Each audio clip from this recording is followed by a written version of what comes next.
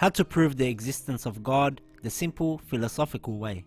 Let's go over some terms before we start.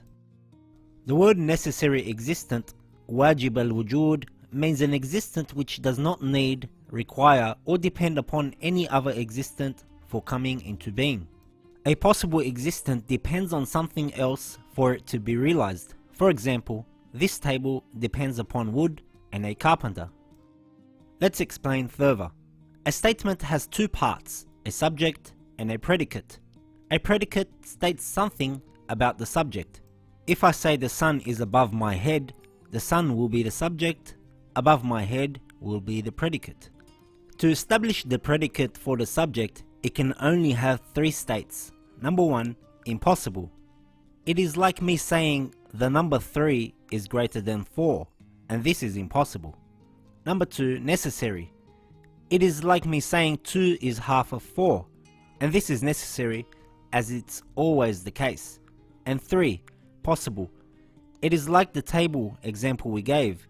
It is possible to exist, but it depends upon the material. So going back to the statement, the sun is above my head. Is it impossible for the sun to be above my head? No. Is it necessary for the sun to be above my head? No, because it's not always above my head. Is the sun possible to be above my head? Yes, because it depends on movement for it to be realized. So in philosophy, they don't study the impossible, because there is no point discussing if 3 is greater than 4.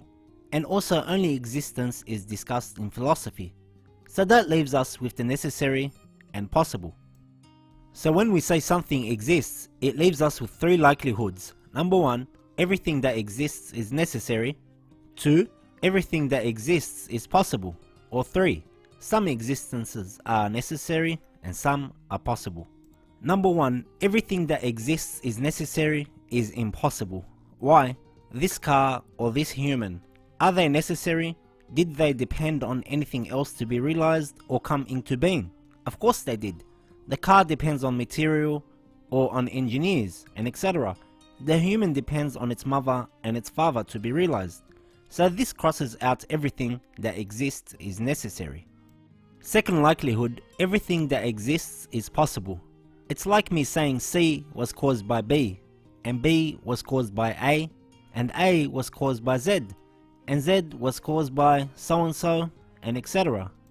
This will go on forever, and this is impossible, and also known as an infinite regress, because logically we know that it must stop somewhere. What if A created B, and B created C, and C created A? Also known as a vicious circle, this is also impossible. So this crosses out everything that exists is possible. This leaves us with the third likelihood, which some existence are necessary and some existence are possible, which is the correct answer.